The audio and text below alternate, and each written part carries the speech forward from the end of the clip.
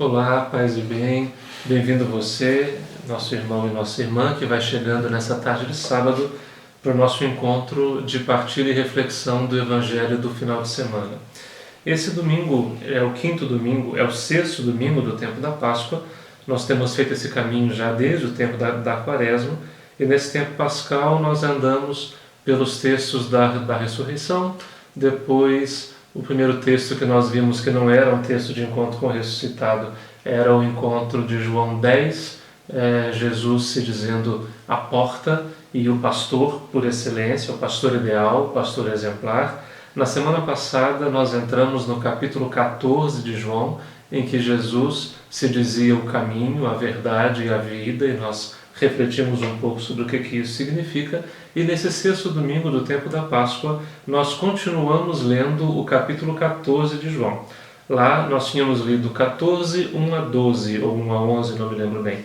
Hoje nós vamos ler o 14, do 15 ao 21. É uma continuação quase imediata, tem apenas um pequeno salto que a liturgia faz.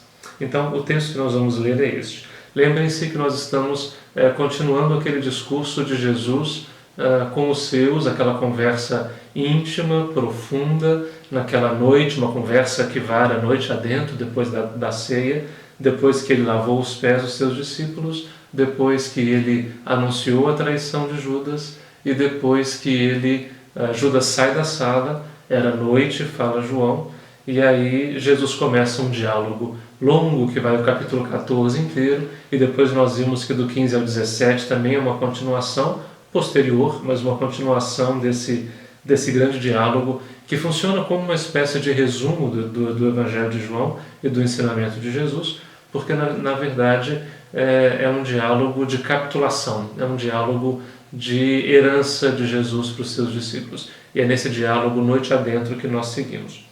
Então, João 14, de 15 a 21. E o texto diz assim: Naquele tempo, disse Jesus aos seus discípulos: Se me amais, guardareis os meus mandamentos, e eu rogarei ao Pai, e ele vos dará outro defensor, para que permaneça sempre convosco, o Espírito da verdade, que o mundo não é capaz de receber, porque não o vê nem o conhece. Bom, do começo.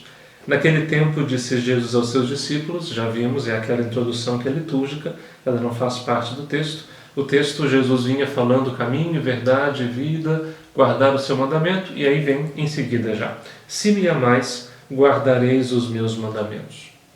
Aqui é preciso tomar cuidado, porque mandamento não é uma lista de preceitos que Jesus entrega aos seus discípulos, não é uma lista de preceitos morais, inclusive, que Jesus entrega, mas mandamento em João parece ter um sentido bastante delimitado. No capítulo 10, lá no texto do pastor, Jesus diz assim: Porque este é o mandamento que eu recebi do meu Pai, dar a vida pelas minhas ovelhas. E é isso que eu faço. Eu sou o bom pastor porque eu cumpro esse mandamento, eu dou a vida pelas minhas ovelhas. Então, o mandamento é este: dar a vida pelas ovelhas. E depois na ceia, nesses mesmos diálogos da ceia que nós estamos lendo, e ao longo dessa semana nós já lemos vários trechos, 14, 15, Jesus diz: O meu mandamento é este: amai-vos uns aos outros, assim como eu vos amei. E ninguém tem maior amor do que aquele que dá a vida pelos seus amigos. Então, de novo, o mandamento é este: amar a ponto de dar a vida. Então, nesse sentido, nós vamos compreendendo que o mandamento, ao menos em João, ele é um só. É amar do jeito que Jesus amou. É amar com a intensidade e com a grandeza do amor de Jesus. É curioso, inclusive, que em João não exista aquele mandamento de amar a Deus de todo o coração, de toda a alma, de toda a força, de todo o entendimento, que na tradição sinótica alguém pergunta a Jesus qual é o maior dos mandamentos, e ele responde com esse mandamento, e depois acrescenta amar o próximo como a si mesmo. Em João, esse mandamento de amar a Deus não existe. O que existe é este, o mandamento, segundo Jesus, novo, de amar-nos assim como ele nos amou. E ele nos amou entregando a sua vida por amor. Portanto, se me amais, guardareis os meus mandamentos. Qual é o mandamento? Amar como ele nos amou, a ponto de darmos a vida uns pelos outros. Então, é claro, não é que ele promete nos amar se nós formos obedientes e bonzinhos e cumprirmos seus mandamentos, mas ele promete que se nós cumprirmos o mandamento do amor, então ele permanece em nós. Como na carta de João também nós já aprendemos, Deus é amor, quem permanece no amor permanece em Deus e Deus permanece nele. Cumprindo o mandamento do amor, essa é a maneira de estar com ele sempre. E eu rogarei ao Pai, prossegue Jesus, e ele vos dará um outro defensor. A palavra que está aqui atrás da tradução litúrgica, e talvez algumas bíblias de vocês tragam a palavra paráclito. De fato, no texto grego é a palavra parakletos. Não tem um significado só, tem vários. Defensor é um significado possível. Poderia ser também consolador, poderia ser também companheiro, poderia ser também advogado. Nesse sentido de defensor, é aquele que assume a causa, que está ao lado, que dá apoio, que presta ajuda. O defensor, na tradição do Antigo Testamento, era chamado o Goel. Era aquele que, quando alguém não tinha ninguém para defendê-lo no tribunal, imagine, por exemplo, uma mulher viúva, sem filhos, que não tem um homem que a represente, então ela precisa de um Goel, de alguém, um defensor, que se aproxime e que assuma como sua a causa que é dela. E é esse o título que Jesus dá, para que ele permaneça sempre convosco. E quem é esse defensor, esse Parakletos? O Espírito da Verdade. João tem algumas menções do Espírito, e essa é uma delas. Ele é chamado o Consolador, o Defensor, o Advogado, aquele que está ao lado, que assume junto a causa, o Parakletos, ou o Espírito da Verdade. Espírito da Verdade, se nós lembrarmos de semana passada, quando Jesus dizia da verdade, que ele é a verdade, então é o Espírito dele, é o Espírito de Jesus. E nós já dizíamos semana passada que verdade é essa. Não é uma verdade teórica, não é uma verdade conceitual, não é uma verdade dogmática, é uma verdade da existência, é uma verdade da relação. Lembra que verdade, ao menos aqui em João, e porque a tradição hebraica vai assim, verdade é aquilo que sobra depois que a tempestade passa. Verdade é aquilo que permanece. E não é à toa. O Espírito defensor, ou um outro defensor, para que permaneça sempre convosco. E se ele permanece conosco mesmo nas travessias das tempestades, então ele é o Espírito do Emet, do Amém, da verdade. É o Espírito da perseverança, ou nós traduzíamos semana passada, é o Espírito da fidelidade. O Espírito fiel é aquele que permanece conosco. Veja que no fundo é a comunidade de João dando um sentido a esse tempo difícil depois da Páscoa que a comunidade vive. Lidar com a ausência de Jesus, lidar com esse vazio que fica da presença dele que se foi na ressurreição, pode gerar um problema para a comunidade. Por isso agora ela dá esse sentido. Não, nós não estamos sozinhos, porque ele nos enviou um outro defensor, um outro Parakletos, um outro consolador, esse Espírito da fidelidade, o Espírito dele mesmo que é fiel a nós, que permanece conosco e que não nos abandona. Eu acho que nesse momento que nós estamos vivendo, inclusive da pandemia, mas também de tanta incerteza, de tanta angústia, essa mesma pergunta pode aparecer. Afinal, será que nós estamos mesmo sozinhos? Ou será que essa presença de Jesus, que ele prometeu que permaneceria conosco, será que essa presença é eficaz de verdade? Será que nós podemos senti-la de verdade? O Evangelho de João diz que sim, que o Espírito da perseverança, o Espírito da fidelidade ou da verdade, esse Espírito é o nosso defensor, é o nosso companheiro, é aquele que está do nosso lado sempre. E nele, Jesus permanece também nos seus. Porque veja como que ele continua. O defensor para que permaneça sempre convosco, o Espírito da verdade, que o mundo não é capaz de receber, porque não o vê nem o conhece. O mundo é aquele mesmo mundo lá da introdução do Evangelho de João, do prólogo, quando João diz, a palavra veio para aquilo que era seu, mas os seus não a conheceram. A palavra veio para o mundo que foi feito por causa dela, mas o mundo não a conheceu. É a mesma expressão que João usa para falar das autoridades judaicas, ou para falar desse sistema do mundo, esse sistema de injustiça e de opressão que às vezes governa as realidades humanas. Isso é o mundo. é aquilo que se opõe à luz que é Jesus. Por isso o mundo é feito de trevas. Não confundir aqui com o mundo criado, com esse mundo maravilhoso que está aí fora. Não é isso. Não é que João acentue essa separação que às vezes para nós é tão tentadora, né? Essa separação entre as coisas de Deus e as coisas do mundo, porque não é nesse sentido. Aliás, o mundo é de Deus, porque foi Ele que o fez. Agora, o mundo no sentido daquilo que se opõe a Jesus, daquilo que se afasta de Jesus, daquilo que não é capaz de conhecê-lo. E lembra que também semana passada nós dizíamos o quanto que o verbo conhecer em João é um verbo importante. Conhecer significa estar em relação com Ele, assim como as ovelhas conhecem a sua voz e assim como Ele conhece as suas ovelhas pelo nome. Não é um conhecer de ter ideia, não é um conhecer de deter uma informação, é um conhecer no sentido daquele conhecimento que vem da intimidade, como quem conhece um olhar, como o amado conhece os passos de sua amada, como alguém que conhece, mesmo sem ver, conhece o pensamento de outro, conhece o olhar de outro, é nesse sentido. Então, se o mundo não conheceu Jesus, para aqueles que não estão na relação com Ele, o Espírito passa desapercebido. E é claro, porque a presença de Deus no mundo, ela não é evidente, ela não é resplandecente à primeira vista. Ele será sempre uma presença muito silenciosa. Não é óbvio que Ele esteja presente no meio de nós. Tanto que é possível que a gente também perca, e é um risco, que a gente perca também a esperança e perca o alento em tantos momentos da vida. Porque não é evidente. É preciso estar nessa presença, é preciso buscar encontrar essa presença.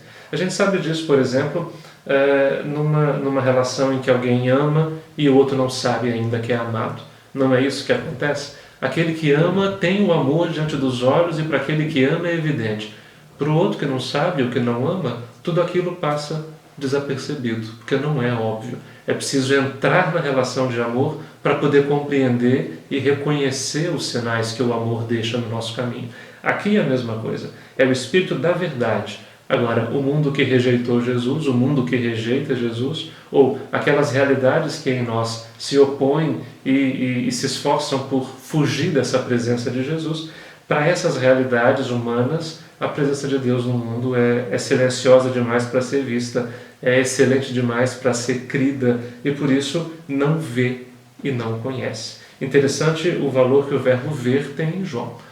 Em João é preciso ver Jesus. Os gregos dizem, nós queremos ver Jesus. Os discípulos perguntam, mestre, onde moras? E ele responde, vem e vê. Então, é vendo que se crê, ao lado da tradição sinótica em que é ouvindo que se crê. Pois é, em João é ver. Então, não o vê e não o conhece o mundo, por isso não crê nele. Vós, falando para os discípulos, vós o conheceis, o Espírito, porque ele permanece junto de vós e estará dentro de vós. Então, quando a solidão do caminho nos visita e quando a gente se descobre assim meio abandonado no caminho e meio duvidante se ele realmente está do nosso lado, esses são os dois lugares onde nós devemos procurar o seu Espírito. Ele estará junto de vós como defensor e ele estará dentro de vós como força que sustenta. Essa é a promessa do Paráclito, aquele que defende, que assume a causa junto conosco, aquele que fortalece e que mantém viva a esperança dentro de nós. Não vos deixarei órfãos. Na carta de João, ele sempre diz filhinhos, também na ceia Jesus chama os discípulos de filhinhos, e aqui casa bem, não vos deixarei órfãos. Eu virei a vós. Eu virei. O Paráclito, o Espírito da verdade, é meu. E na presença dele é a minha presença que está junto com vocês. Eu virei a vós. Pouco tempo ainda e o mundo não mais me verá. Está falando da morte, né? Mas vós me vereis. Diante dos olhos do mundo será pura ausência. Aos olhos de vocês será presença. É por isso que a fé é essa teimosia em reconhecer no mundo a presença de Deus. É essa insistência da esperança de não admitir que Ele nos abandona, mas que mesmo nas realidades de morte procurar até encontrar os sinais da sua presença. Então, o mundo não mais me verá depois da morte, mas vós me vereis, porque eu vivo e vós vivereis. Vós me vereis porque eu vivo e na minha vida vós vivereis. Qual é essa vida que Ele nos dá? A vida que Ele disse semana passada que era Ele mesmo, o Espírito da verdade que está junto de nós e dentro de nós. O mundo não me verá, mas vós me vereis, porque eu vivo e vós vivereis. Naquele dia sabereis que eu estou no meu Pai, e vós em mim, e eu em vós. De novo, aquela simbiose da presença de que João gosta. Assim como Jesus permanece no Pai e o Pai permanece nele, do mesmo modo, a gente permanecendo nele, ele permanece em nós. E ele permanecendo em nós nos coloca permanentes na presença do Pai. Então, muito bem. Eu estou no Pai, vós em mim e eu em vós. Quem acolheu os meus mandamentos e os observa, esse me ama. Veja que ele volta no tema do mandamento do amor. Então, quem acolheu essa palavra, entenda aqui todo o ensinamento de Jesus em João, sobre quem Ele é, sobre Ele, Deus feito na história, sobre Ele, caminho, verdade e vida, sobre Ele, pastor excelente que nos conduz com sua voz, sobre Ele que nos conhece com seu nome, sobre Ele que nos ensina a amar até a doação da própria vida. Então, naquele dia, ou melhor, quem acolheu esses mandamentos, quem acolheu esse mandamento do amor, conservado até a entrega da vida, e observa esse mandamento, esse me ama. Ou seja, como que nós amamos Jesus em João? Ou como que nós amamos a Deus com todo o coração, com toda a alma, com toda a força e com todo o entendimento em João? Amando-nos uns aos outros do jeito que Ele nos amou, até a entrega da vida. E se nós queremos amar a Deus, o único modo em João é nos amando uns aos outros. Tanto que na carta de João ele vai dizer, aquele que diz que ama a Deus, mas não ama o seu irmão, diz que ama a Deus, que nunca viu, mas não ama o seu irmão, que está vendo sempre, esse é mentiroso. E a verdade não está nele. Porque, afinal de contas, se nós nos amamos, Ele permanece em nós, e nós nele, e Ele no Pai, e nele, nós no Pai. Essa é a única maneira de amar a Deus em João. Veja que, de novo, como nós dizíamos já há 2 semanas atrás, em João o amor será sempre muito concreto. Não é possível amar abstratamente, sequer a Deus. O amor, se for amor de verdade, ele será sempre um amor muito concreto, que se mostra muito concretamente, com atitudes muito concretas, por quem está concretamente do meu lado. Se eu desprezo essa proximidade de quem está ao meu lado e me atrevo a amar alguém ou alguma coisa que está longe de mim, isso para João é falsidade e hipocrisia. Porque o amor que eu tenho à humanidade, o amor que eu tenho a Deus, o amor que eu tenho às pessoas, ele só é verdadeiro se ele se mostra no amor que eu tenho por quem está ali. Isso é observar o mandamento. Então, quem acolheu os meus mandamentos e os observa, esse me ama. Essa é a maneira de me amar, amar-se uns aos outros. Ora, quem me ama será amado por meu Pai, e eu o amarei, e me manifestarei nele. Me manifestarei nele. Esse que ama, portanto, que conserva em si e na própria vida o mandamento do amor até o fim, esse não só traz em si, ao seu lado e dentro de si o Espírito da verdade, mas esse é manifestação da presença de Jesus. Esse que me ama será amado por meu Pai, eu o amarei e me manifestarei nele. Ele será no mundo manifestação, expressão do meu amor pelo Pai, do amor do Pai por mim, esse amor que continua salvando o mundo. E isso é bonito, porque então o amor de Jesus é redentor, porque João já nos ensinou no capítulo 3. Deus amou tanto o mundo que nos enviou seu Filho, não para condenar o mundo, mas para que o mundo seja salvo por ele. Isso nós já sabemos, portanto, que o amor de Jesus é redentor. O que hoje ele nos ensina é que o nosso amor também é redentor.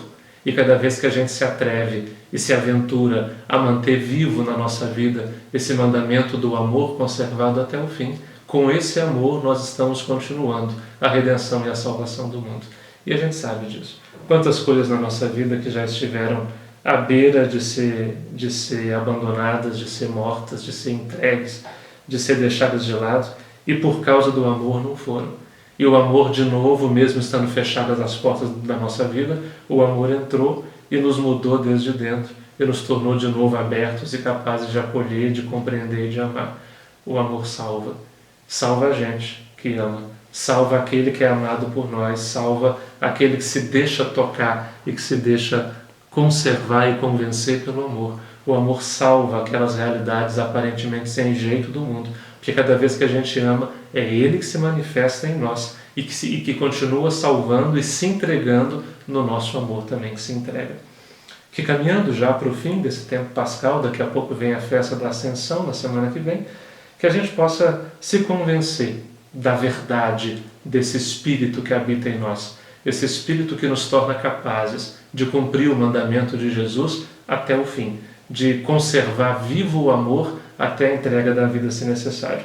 E que essa entrega da vida, mais do que uma entrega do sacrifício do sangue de si, que talvez não seja esse o nosso caminho, mas que seja uma entrega da vida feita a cada dia um pouco, como que a conta-gotas, e que amando cada dia um pouco mais e descobrindo as frestas da realidade que necessitam do nosso amor e do nosso cuidado e do nosso carinho e da nossa capacidade de nos doar pelo bem das pessoas, pelo bem de quem a gente ama, que a gente possa cumprir em nós o mandamento de Jesus, crendo que é o Espírito dele que nos habita ao nosso lado e dentro de nós, que nos torna capazes de levar até o fim esse mandamento e que cada vez que nós amamos dessa maneira, tenhamos certeza, é Ele que se manifesta em nós e aquele seu amor salvador e curativo do mundo continua salvando e curando o mundo pela nossa fragilidade e pela nossa pequena capacidade de amar.